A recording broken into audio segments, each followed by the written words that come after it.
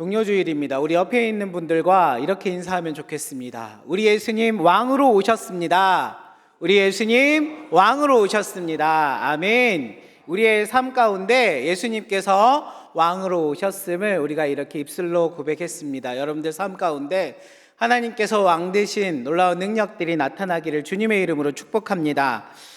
오늘 이 본문의 내용은 예수님께서 예루살렘 성에 입성하시고 난 이후에 이 성전에서 논쟁하시는 장면인데요. 오늘 이 말씀을 통해서 예루살렘에 입성하신 이 예수님에 대해 깊이 생각하는 시간 되기를 원합니다. 오늘은 이 마태복음 21장의 이야기를 한번 해보려고 하는데요. 이 마태복음 21장 1절에서부터 예수님께서 입성하시는 장면이 나옵니다. 예수님은 스가랴 선지자의 예언을 이루기 위해서 나귀를 타고 예루살렘 성에 입성하셨습니다. 그때 사람들은 예수님이 정치적인 왕으로 예루살렘에 오시는 것으로 여겼고 호산나 다윗의 자손이여 라고 하면서 예수님을 환영했습니다. 그리고 성전을 둘러보셨습니다. 이 마태복음에는 이 내용이 시간의 순서로 잘 기록되어 있지 않지만 마태복음 11장에서는 비교적 시간 순서로 이 사건을 기록한 것으로 보입니다. 그래서 마가복음을 기준으로 보면 입성하시고 바로 성전으로 가셔서 성전을 둘러보신 후에 제자들을 데리고 다시 성 밖의 베다니 숙소로 돌아오신 것을 확인할 수 있습니다. 그리고 그 다음 날 예수님이 다시 베다니에서 예루살렘으로 가시는 때에 나무를 한 그루 발견하셨는데요. 잎은 굉장히 무성한데 열매가 없는 무화과 나무를 보시고 무화과 나무가 열매가 없음을 저주하셨습니다.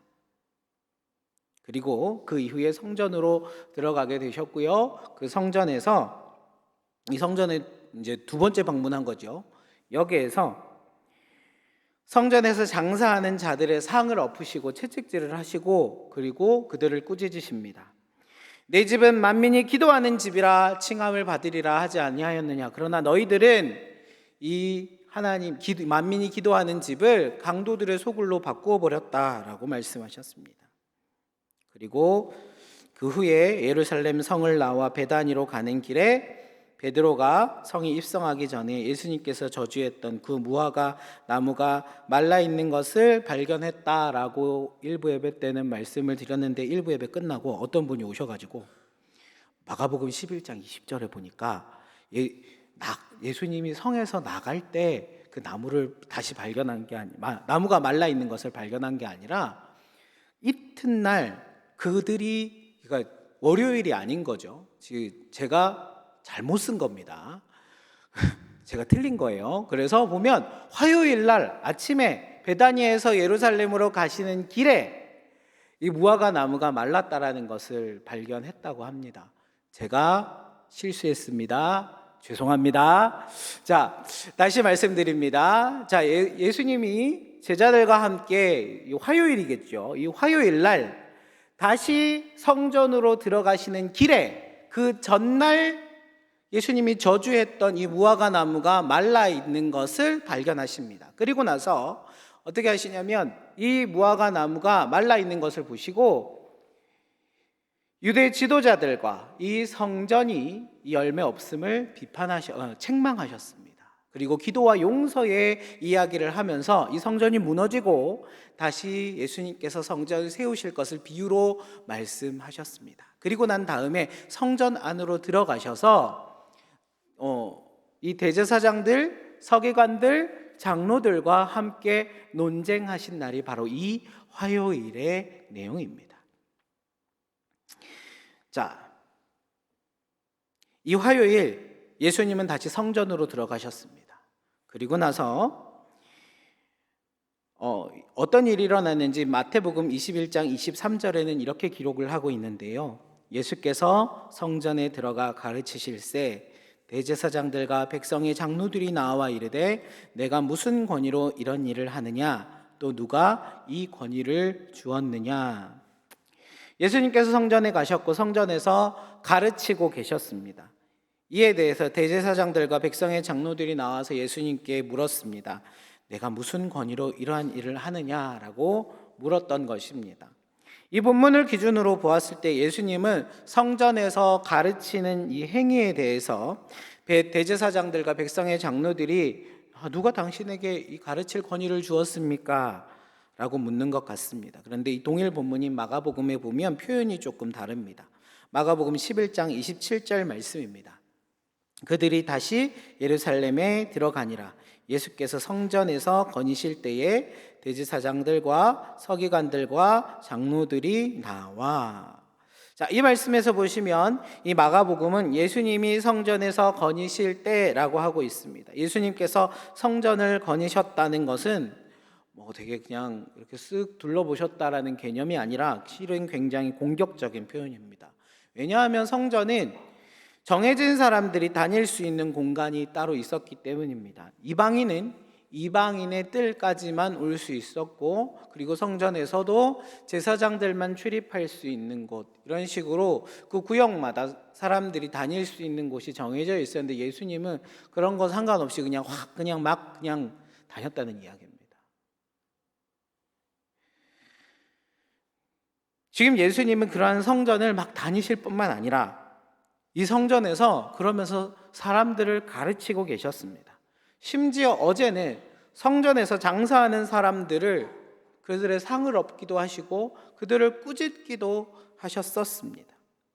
이에 대해서 성전의 대제사장과 서기관들과 장로들이 나와서 예수님께 물었던 것입니다. 도대체 당신이 무슨 권위로 이런 일을 하느냐? 그리고 그 권위를 누가 주었느냐?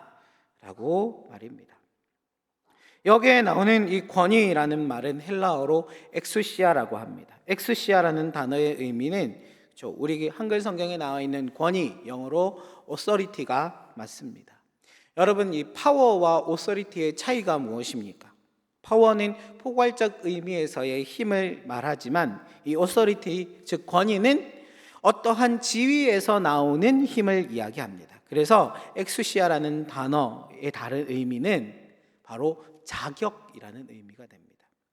다시 말해서 이 대제사장, 서기관들, 장로들 입장에서는 성전에서 거닐고 가르치고 장사하는 사람들의 막 상을 뒤엎고 그래서 이 사람들이 장사를 하게 할지 말지를 결정하는 그 자격과 권위가 자기들에게 있는데, 도대체 당신 나사렛 예수, 당신은 누구이기에 누구한테 자격을 받아서 어떠한 자격으로 어떠한 권위로 이 일을 하는가라고 물었던 것입니다.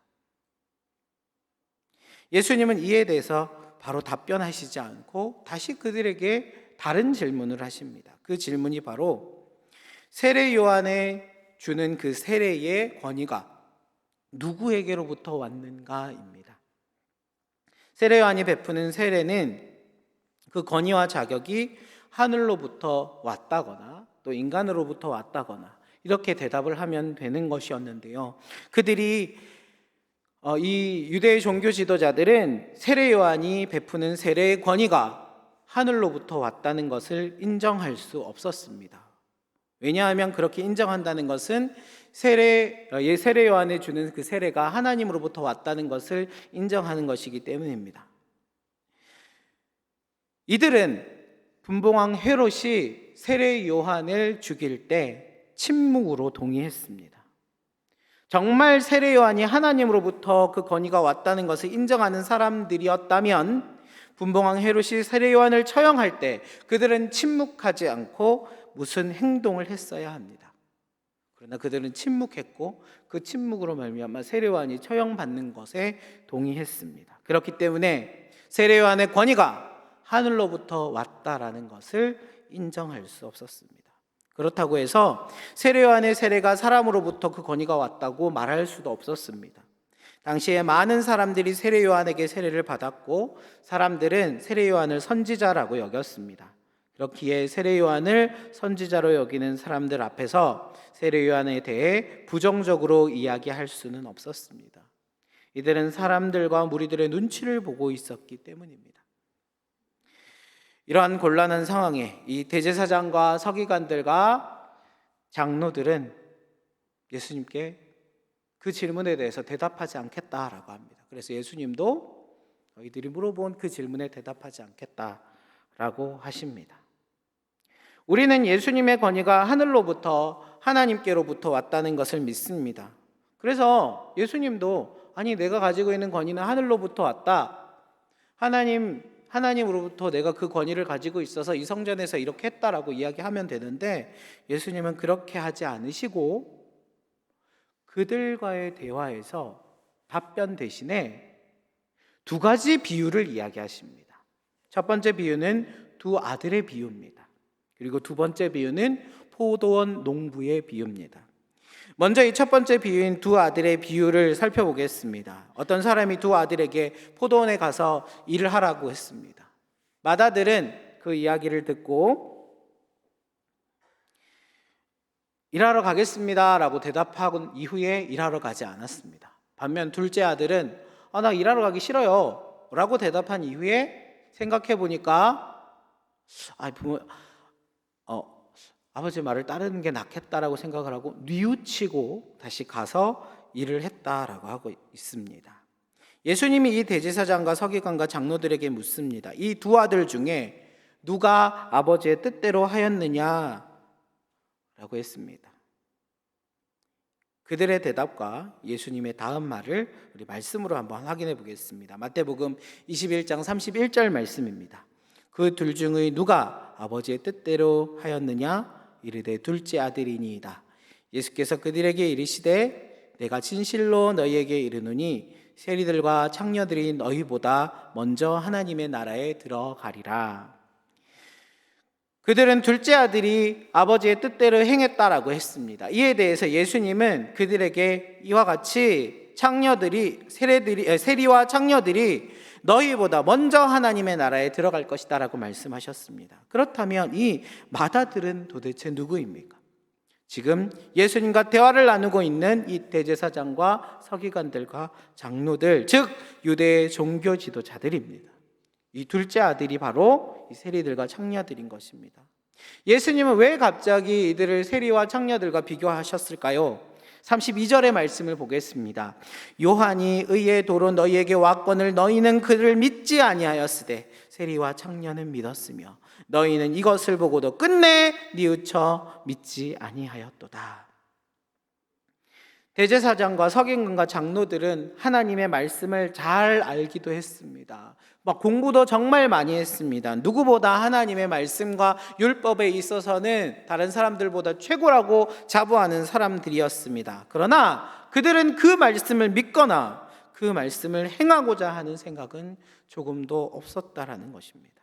그렇기에 이 모습이 첫째 아들의 모습과 닮았다라는 것입니다. 반면 세리들과 창녀들은 세례 요한의 말씀을 들었을 때에 이 둘째 아들과 같이 말씀을 어겼던 자기의 잘못을 뉘우치고 회개하고 그 말씀을 믿고 그들의 모습이 변화되었다는 것입니다. 여러분 지금 세례 요한에 대한 이야기를 하고 있잖아요. 그 세례 요한이 도대체 어떤 메시지를 전했기에 이렇게 이야기하는 것입니까? 세례 요한의 메시지를 우리가 살펴보겠습니다. 마태복음 3장 8절부터 10절까지의 말씀입니다. 그러므로 회개에 합당한 열매를 맺고 속으로 아브라함이 우리의 조상이라고 생각하지 말라. 내가 너희에게 이르노니 하나님이 능히 이 돌들로도 아브라함의 자손이 되게 하시리라. 이미 도끼가 나무 뿌리에 놓였으니 좋은 열매를 맺지 아니하는 나무마다 찍혀 불에 던져지리라. 예수님은 이 대제사장, 서기관들, 장로들이 그 말씀을 잘 알고 그 말씀을 듣기만 했을 뿐 회개에 합당한 열매를 맺지 않는다는 것을 말하고 있는 것입니다. 예수님은 이 비유를 통해 세례 요한이 말한 회개에 합당한 열매를 맺지 않은 대제사장, 서기관, 장로들을 책망하셨습니다. 열매가 없는 이들, 하나님 앞에 열매를 맺어드릴 수 없는 이들이 그 아들이신 예수님께 그 권위나 자격을 논하는 것이 마땅한 일이 되겠습니까?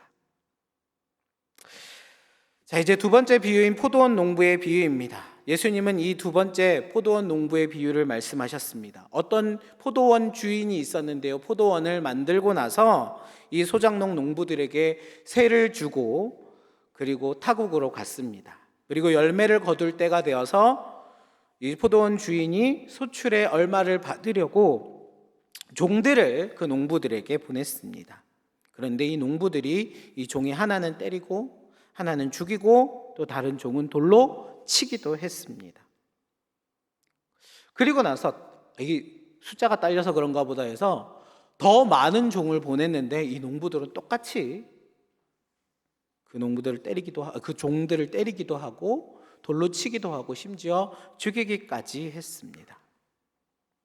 그래서 이 포도원 주인은 농부들이 자기 아들은 존대할 것이다라고 생각을 하고 자기 아들을 보냈습니다. 그랬더니 이 농부들은 그가 상속자이기 때문에 그의 유산을 차지하고자 그를 포도원 밖으로 끌어내고 그를 죽였습니다. 이 이야기를 하신 후에 예수님은 대제사장, 서기관, 장로들에게 질문하셨습니다. 이 포도원 주인이 올 때 그 농부들이 어떻게 되겠느냐? 그랬더니 이들이 어떻게 대답합니까? 우리 말씀을 통해서 확인해 보겠습니다. 41절 말씀입니다. 그들이 말하되 그 악한 자들을 진멸하고 포도원은 제때에 열매를 바칠 만한 다른 농부들에게 새로 줄지니이다. 예수님의 질문에 대한 이들의 대답입니다. 악한 자들은 진멸하고 포도원은 제때에 열매를 바칠 만한 다른 농부들에게 주어야 한다라고 대답하고 있습니다. 당연한 이야기입니다. 이 포도원 농부의 이야기는 비유입니다. 이 비유는 누군가를 빗대서 이야기한다는 것입니다. 예수님이 말씀하신 포도원 농부의 비유에서 이 포도원의 주인은 바로 하나님을 이야기합니다. 그리고 이 포도원은 이스라엘의 백성들을 이야기하는 것입니다. 그리고 이 농부는 지금 예수님과 대화를 나누고 있는 이스라엘의 종교 지도자, 대제사장, 서기관, 장로들을 말하고 있습니다. 그리고 그 전에 주인의 보냄을 받은 종들은 누구입니까? 그들에게 하나님이 보내신 선지자들을 이야기하는 것입니다. 구약 시대 때부터 보낸 선지자들, 예레미야가 그랬고 얼마 전에 이들에 의해서 죽임을 당한 세례 요한도 바로 이 종들 중에 하나였습니다. 자, 마지막으로 포도원 주인이 보낸 아들은 누구입니까? 바로 예수님이십니다. 마가복음 12장 6절 말씀을 보겠습니다. 이제 한 사람이 남았으니 곧 그가 사랑하는 아들이라. 최후로 이를 보내며 이르되 내 아들은 존대하리라 하였더니. 자, 여기서 이 아들을 뭐라고 표현하고 있습니까? 곧 그가 사랑하는 아들. 이 사랑하는 아들이라는 이 표현은 예수님을 나타내는 표현입니다. 예수님이 이전에 세례 받으실 때 하늘로부터 들려온 소리가 이는 내 사랑하는 아들이요 기뻐하는 자라라고 했던 것처럼 예수님은 하나님의 사랑하는 아들이십니다. 포도원 주인이 사랑하는 아들을 보냈듯이 하나님께서는 예수 그리스도를 이 땅에 보냈던 것입니다. 그러나 그 농부들이 그 아들을 죽인 것처럼 이 유대 종교 지도자들이 곧 예수님을 죽이게 될 것이라는 말씀인 것입니다. 그렇다면 이 농부들은 왜 소출을 주인에게 주지 않고 종들을 때리고 그 아들을 죽였던 것일까요? 당연히 소작을 했으니까 그 토지의 소출을 주면 되잖아요. 자기에게 좀 손해가 된다 하더라도 주면 되잖아요. 우리가 렌트로 살아가는데 그 렌트비 안 내면 큰일 나는 거잖아요. 아니, 주면 되는데 왜 안 줘요? 그들에게 열매가 없었기 때문입니다. 이 농부들은 열매를 바칠 수 있는 열매가 없었기 때문입니다. 이것은 유대 종교 지도자들의 열매 없음을 비판하시는 예수님의 말씀이었던 것입니다. 고난주간의 월요일에 해당하는 잎은 있지만 열매가 없었던 무화과를 저주하신 것도 열매가 없는 이스라엘의 종교 지도자들을 향한 말씀이었고, 첫 번째 비유인 두 아들의 비유에서도 열매가 없는 이스라엘 종교 지도자들, 회개에 합당한 열매를 맺지 않는 이 종교 지도자들을 향한 예수님의 말씀이셨습니다. 그리고 이 대제사장들과 서기관들과 장로들과의 대화에 나온 이 두 번째 비유에서도 예수님은 그들의 열매가 없어서 종들을 죽이고 그 아들을 죽여야 하는 이 유대 종교 지도자들의 모습을 책망하고 계시는 것입니다. 그래서 예수님은 43절에 이렇게 말씀하십니다. 그러므로 내가 너희에게 이르노니 하나님의 나라를 너희는 빼앗기고 그 나라의 열매 맺는 백성이 받으리라. 아멘. 그 나라를 열매 맺는 백성이 받을 것이라고 했습니다. 열매 맺지 못하는 이 유대 종교 지도자들이 하나님 나라의 백성이 될 수 없다는 것입니다. 그리고 그 나라의 열매 맺는 백성이 그 나라를 받게 될 것이다라는 이야기입니다. 여러분, 그러면 그 나라의 열매 맺는 백성이 누구이겠습니까? 바로 저와 여러분들이 되어야 합니다. 우리가 되어야 합니다. 여러분, 우리도 첫째 아들처럼 하나님의 말씀 잘 듣고 하나님의 말씀을 이 주일마다 와서 듣고 세상 가운데에서 그 말씀대로 살아가지 않는다면 첫째 아들과 다름없는 모습이죠. 우리는 열매 맺는 백성이 되어야 합니다. 비록 그 말씀에 내가 실패했다 하더라도 다시 한번 뉘우치고 열매 맺는 삶을 살기로 고백하고 다짐한다면 우리는 그 모습을 가질 수 있을 것이라고 저는 믿습니다. 여러분, 그러면 우리가 하나님 앞에 어떻게 열매를 맺어 드릴 수 있을까요? 우리는 우리 스스로 열매를 맺어 드릴 수 있는 능력이 없습니다. 우리가 열매 맺기 위해 어떻게 한다고 해서 우리는 열매를 맺을 수 있는 존재가 아니라는 것입니다. 많은 그리스도인들이 열매를 맺기 위해서 어떠한 것을 해야지라고 각오를 하고 어떠한 것을 한다면 그 모습은 모두 다 율법적인 것이 될 것입니다. 그렇게 되면 율법을 따르는 대제사장, 서기관, 장로들과 다름없는 모습이 됩니다. 그렇다면 우리가 열매 맺을 수 있는 유일한 방법은 무엇입니까? 오로지 하나밖에 없습니다. 예수님밖에 없습니다. 여러분, 열매가 없다는 것은 생명이 없다는 것입니다. 예수 그리스도의 생명이 있어야, 예수 그리스도의 생명이 내 안에 있어야 그 생명으로 말미암아 열매 맺을 수 있는 것입니다. 요한복음 12장 24절 말씀을 보겠습니다. 우리 이 말씀을 다 함께 읽겠습니다. 시작. 내가 진실로 진실로 너희에게 이르노니 한 알의 밀이 땅에 떨어져 죽지 아니하면 한 알 그대로 있고 죽으면 많은 열매를 맺느니라. 아멘. 한 알의 밀이 땅에 떨어져야 많은 열매를 맺을 수 있다고 했습니다. 많은 사람을 살리기 위해, 많은 열매를 맺기 위해 이 땅에 떨어져 죽게 된 그 한 알의 밀알은 무엇입니까? 바로 누구입니까? 하나님의 사랑하는 아들 예수 그리스도이십니다. 그가 죽지 않으며 그가 우리를 위해서 십자가에서 죽으신 그분을 믿는 믿음을 우리가 갖지 않으면 그분이 기뻐하시는 열매를 맺을 수 없는 것입니다. 하나님께서 우리를 열매 맺는 존재가 되게 하기 위해서 하나님의 사랑하는 그 아들 예수 그리스도를 이 땅에 보내주셨습니다. 뿐만 아니라 그분을 죽게 하셨습니다. 여러분, 이 두 번째 비유를 다시 한번 잘 생각해 보십시오. 포도원 농부, 이 포도원 주인을 생각을 해 보십시오. 포도원 주인이 종을 보냈습니다. 그 종이 맞아서 왔습니다. 얻어 터져서 왔습니다. 죽어서 왔습니다. 그 위험한 곳에 왜 아들을 보냅니까? 당연히 죽을 수밖에 없는, 이 아들이 가면 죽어 돌아올 게 분명한 그곳에 아들을 왜 보내냐는 말입니까?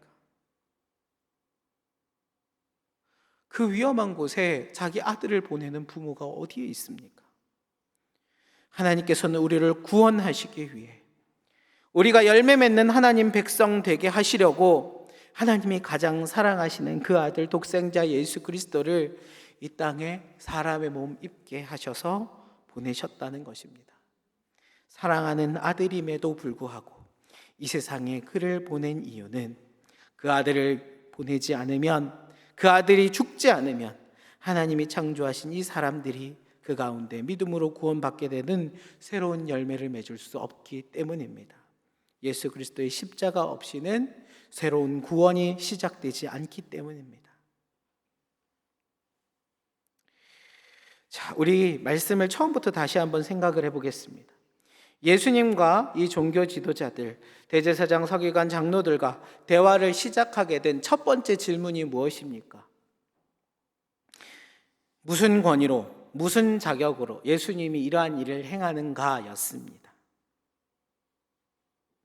예수님은 이 질문에 대답하시기 위해 두 가지 비유를 말씀하셨습니다. 바로 두 아들의 비유와 포도원 농부의 비유입니다.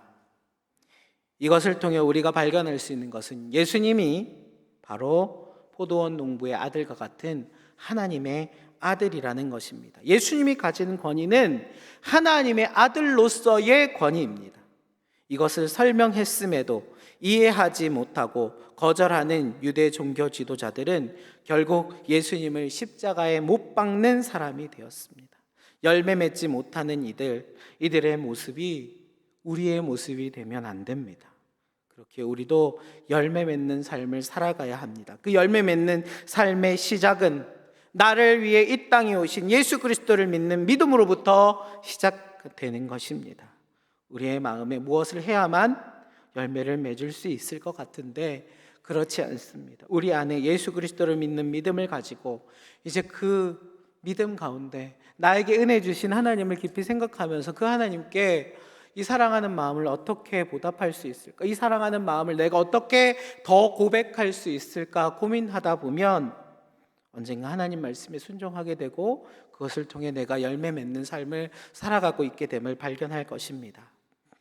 여러분, 우리는 오늘 종려주일을 보냅니다. 예수님께서 예루살렘에 입성하신 그날 많은 사람들은 예수님이 정치적인 왕이 되실 것으로 기대하고 왕이신 예수님을 맞아들였습니다. 하지만 예수님은 하나님의 사랑하는 아들로서 포도원 주인의 아들과 같이 이 예루살렘에 죽기 위해 오셨습니다. 그 죽음을 통해 우리 모두의 생명을 구원하시기 위해 오셨습니다. 우리가 그분을 깊이 생각하는 이번 한 주간 되기를 원합니다.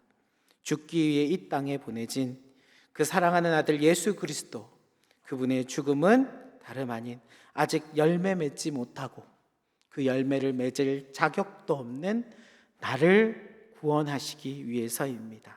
이 고난주간의 기간, 나를 위해 십자가 지시기 위해 이 땅에 오신, 나의 죄를 씻기 위해 십자가에 달리신 예수 그리스도를 기억하며 예수님을 믿는 믿음으로 언젠가 맺어드릴 열매를 소망하는 우리 모두가 되시기를 주님의 이름으로 축복합니다. 기도하겠습니다.